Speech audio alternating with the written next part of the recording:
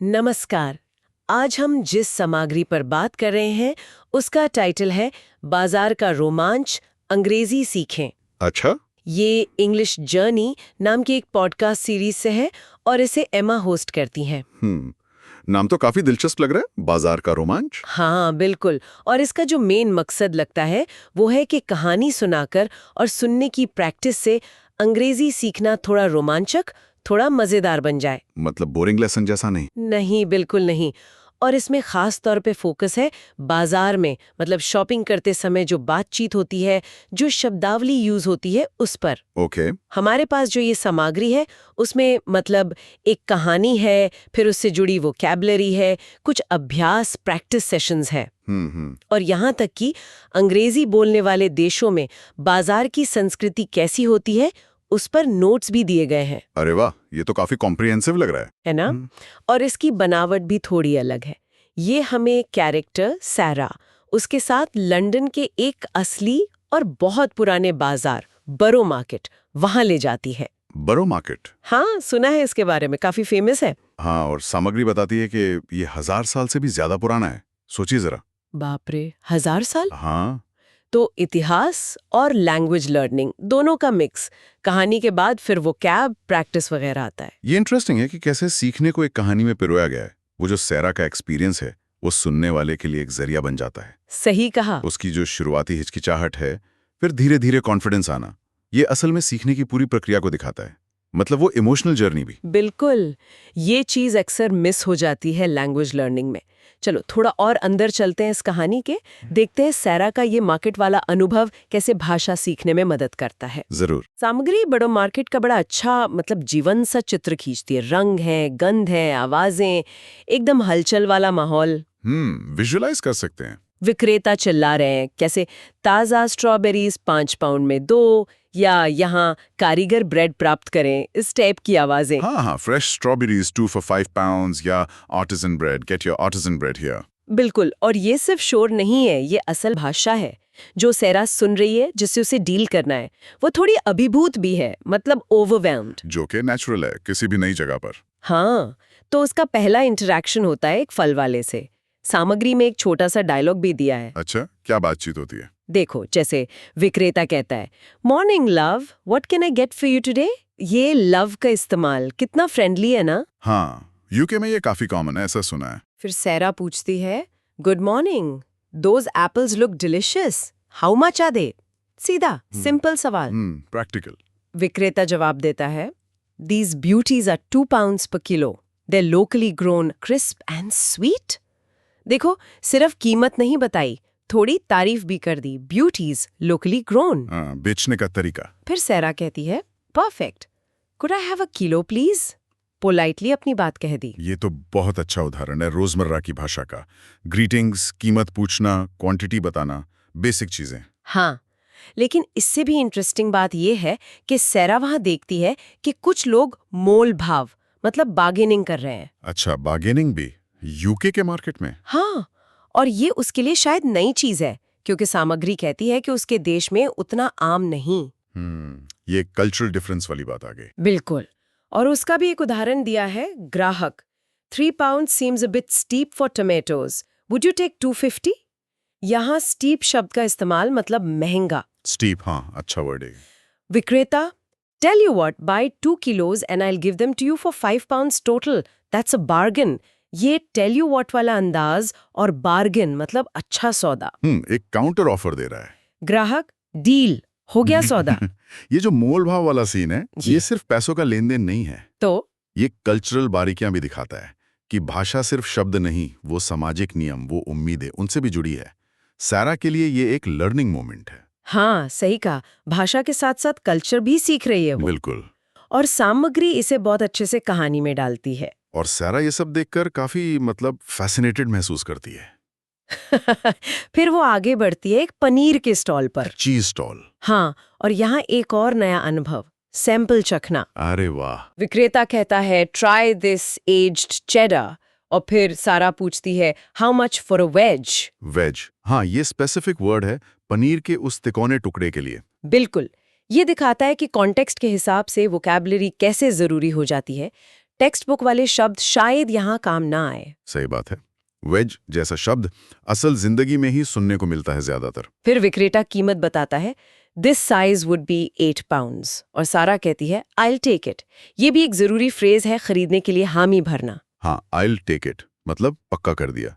ये छोटी छोटी बातचीत कॉन्फिडेंस बढ़ाती है। और कहानी आगे चलती है। सारा अलग अलग एक्सेंट मतलब लहजे भी सुनती है। ओह, ये भी इंटरेस्टिंग है। हाँ, जैसे मछली बेचने वाले का स्कॉटिश लहजा है, फ्रेश सैमन कॉट येस्टरडे, और बेकरी वाले का आयरिश लहजा, would you be wanting some soda bread. हिस्सा है, और अगर शुरू में सब समझ ना आए तो कोई बात नहीं, ये नॉर्मल है। ये बहुत जरूरी पॉइंट है। अक्सर लर्नर्स अलग अलग एक्सेंट से घबरा जाते हैं। हाँ, लगता है कि शायद मेरी ही अंग्रेजी खराब है। बिल्कुल, लेकिन ये पॉडकास्ट सुनने तसल्ली देता है कि ये एक नेचुरल चैलेंज है। बल्कि अलग अलग लहजे सुनने से कान ट्रेन होते हैं, रियल वर्ल्ड के लिए तैयारी होती है। सही बात है। मार्केट जैसी जगह तो इसके लिए परफेक्ट है। एकदम। फिर सारा एक मसाले के स्टॉल पर पहुंचती है। वहां उसे हल्दी की खुशबू आती है, जानी पहचानी। और वो करी बनाने के लिए सलाह मांगती है।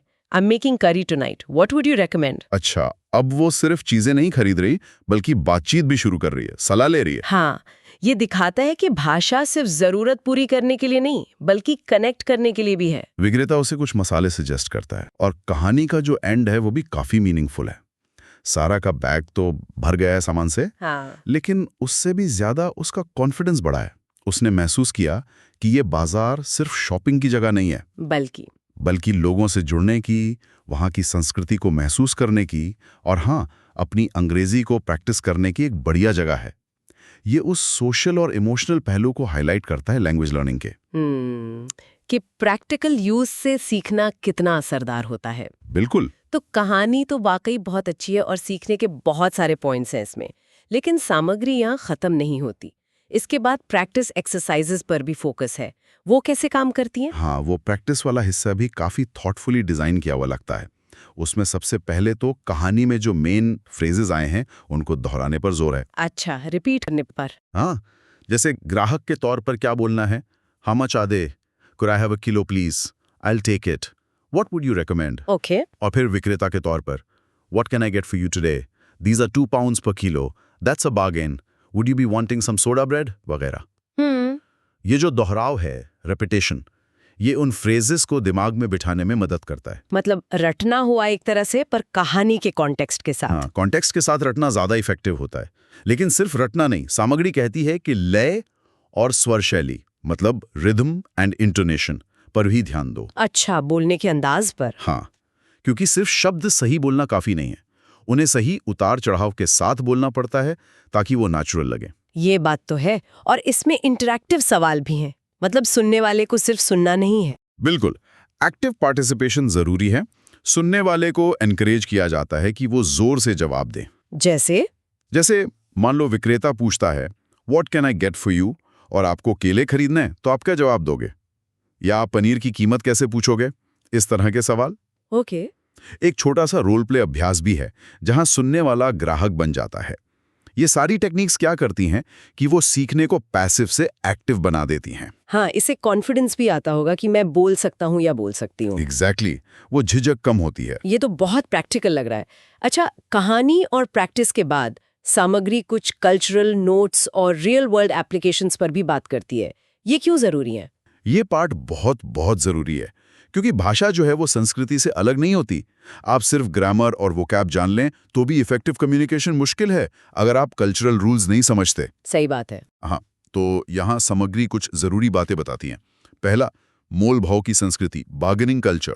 हाँ, वो सारा ने देखा था। हाँ, सामग्री साफ करती है कि यूके जैसी जगहों में रेगुलर दुकानों में तो बार्गेनिंग नहीं चलती, लेकिन बाजारों में, खासकर फार्मर्स मार्केट या फ्ली मार्केट्स में, अगर आप पोलाइटली और फ्रेंडली तरीके से थोड़ा मोल भाव करें तो अक्सर एक्सेप्टेबल होता है। अच्छा, मतलब तरीका सही होना चाहिए। बिल्कुल, जोर विनम्रता और मित्रता पर है। एग्रेसिव बार्गेनिंग वहां ठीक नहीं मानी जाती। ये जानना जरूरी है ताकि कोई अनजाने में ऑफेंड न कर दे। ये तो बहुत काम की जानकारी है। और वो जो आम बाजार वाली अभिव्यक्तियां थी। हाँ, वो दूसरा पॉइंट है, कॉमन मार्केट एक्सप्रेशंस। जैसे हमने पहले बात की, दैट्स अ बार्गेन, बहुत अच्छा सौदा, दैट्स अ बिट स्टीप, थोड़ा महंगा, टेल यू व्हाट, विक्रेता जब कोई ऑफर देता है। ये मुहावरेदार एडमेटिक एक्सप्रेशन सीखने से आपकी भाषा ज्यादा नेचुरल लगती है। आप लोकल जैसे साउंड करते हैं। कुछ हद तक, हाँ। तीसरा पॉइंट है क्षेत्रीय लहजे, रीजनल एक्सेंट्स। Scottish, Irish. हाँ। जैसा सैरा ने चुना, बाजार ऐसी जगह है जहां आपको तरह तरह के एक्सेंट सुनने को मिल सकते हैं। सामग्री फिर से एम्फसाइज करती है कि शुरू में सब कुछ ना समझना ओके है। यहां तक कि नेटिव स्पीकर्स को भी कभी कभी दिक्कत होती है दूसरे रीजन का एक्सेंट समझने में।